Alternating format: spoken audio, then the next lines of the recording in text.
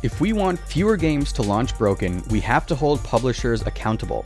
But that first step absolutely starts with me and my fellow critics in the games industry. And you need to tell us what you want. Ultimately, the games and coverage of games is done for you. So wield the power you have and make your voice heard. That's an excerpt from a Forbes article discussing the broken nature of reviews and games media. While the article itself is about reviews, the sentiment is no less relevant today. Games coverage is done for you, the consumer, by us, the media. But the onus is on us, the media, to provide you consumers with competent information. It's disappointing then that the same author who penned that fantastic, necessary, on-the-nose article also wrote one that is just so thoroughly disconnected from reality. The disappointment isn't just for posterity, rather, it stems from the notion the author himself put forth previously, that games media are here to serve consumers and their best interest in the industry. Of course, I'm referring to the recent Forbes article titled, "PC Gamers Should Stop Complaining About GPU Prices and Start Mining." Sensationalist headline aside, the content is disappointing and misleading. Furthermore, it is seemingly disconnected from the reality that consumers in the PC market are facing today, many of whom may be trying to get into PC gaming for the first time. The article begins by saying, quote, "The reality is, if you want to build a PC right now or upgrade your graphics card, you'll pay through the nose. But you can offset the absurd price tags of modern graphics cards by embracing the age-old adage, if you can't beat 'em, join 'em," end quote. Unfortunately, this mentality seemingly ignores the big picture perspective. By definition, join 'em is contributing to the situation. The situation, in this case, is absurdly high prices of GPUs due to, among other factors like GDDR prices, cryptocurrency mining. By joining them, you are quite literally feeding into this cycle. Mine more to offset ROI, thus contributing to GPU shortages. This in turn contributes to spikes in GPU prices even more, so one must mine more to make more ROI, and repeat ad nauseum. This notion of joining them is also a non-solution. Rather than contribute to and perpetuate the problem, one would hope a journalist would provide solutions to benefit gamers, the consumers who will actually use consumer GPUs for the purposes they were created for, and not miners, those who don't necessarily care about the health of the industry and may just see GPUs as a tool to use, adversely affecting availability and pricing. The article continues, quote, "Let's say you want to pick up an NVIDIA GTX 1070. Depending on your location and retail preferences, it's going to cost you anywhere from $699 to $850. So, how do you make your money back on the graphics card purchase when you're gaming with it? You don't. I'm not even sure the concept of ROI, return on investment, crosses many people's minds when building a PC or buying a new GPU," end quote. It's here where the first seeds of cognitive dissonance are planted. The notion of ROI would, of course, not cross the minds of PC gamers when purchasing a new GPU. Why? Your average consumer will buy a GPU to game, not mine cryptocurrency. ROI has quite literally nothing to do with gaming, so it seems rather disconnected to bring up ROI in such a context. The article continues, and it's here where it begins discussing a hypothetical consumer.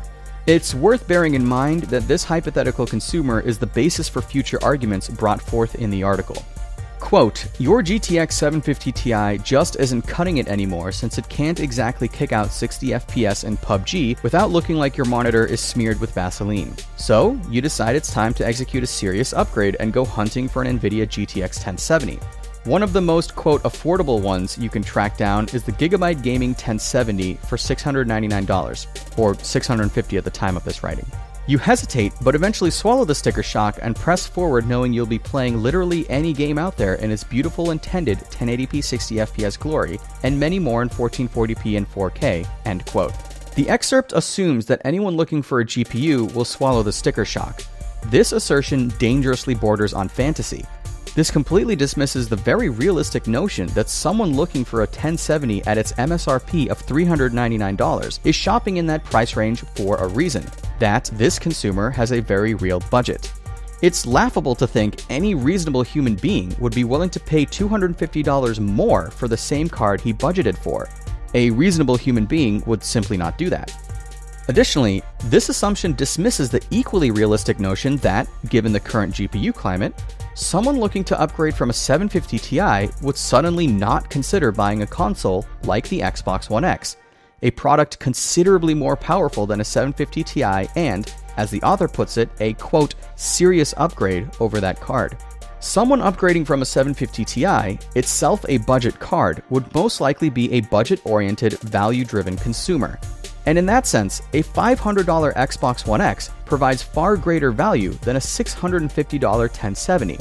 Personally, if I were looking for a quote serious upgrade from my 750 Ti, I'd buy a $500 console by design and all-in-one box over a $650 GPU, and would easily recommend all such prospective consumers to do so.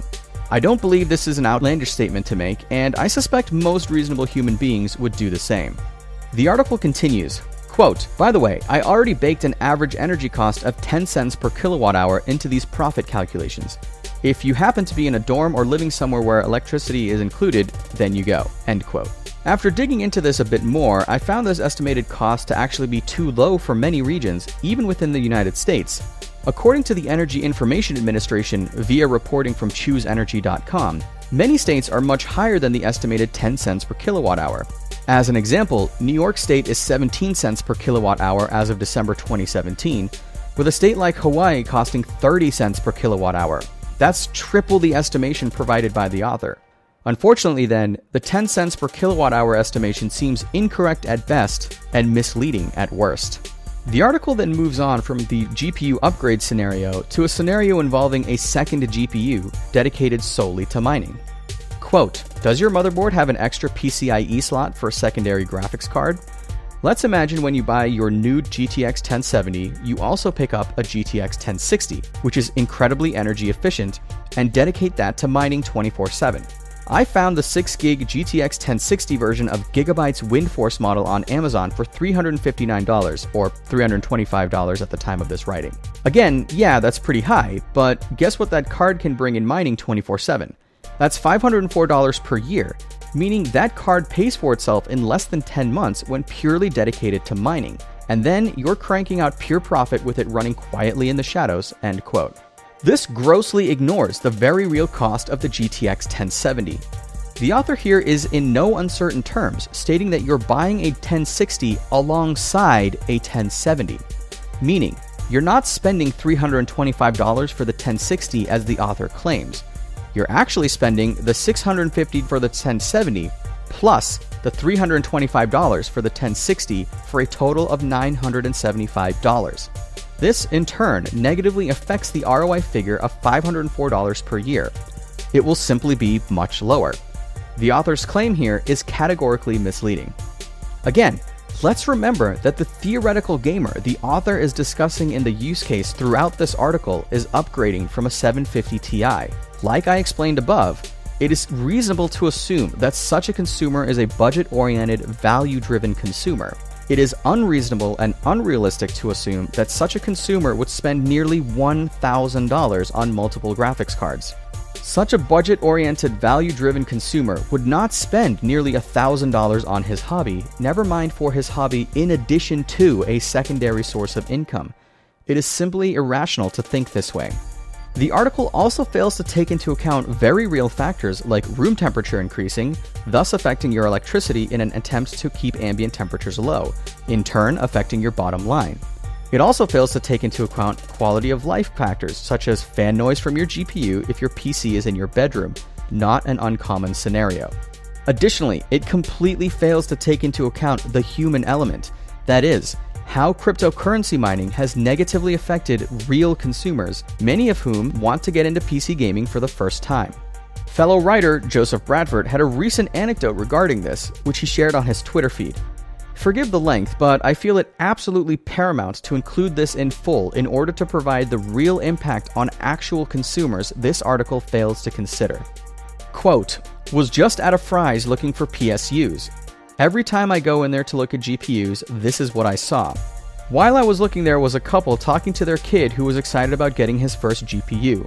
But there was nothing on the shelves. The parents couldn't understand why. I explained it's because of crypto mining and the supply-demand being screwed up as a result. The parents were just trying to get their kid a GPU to play Fortnite.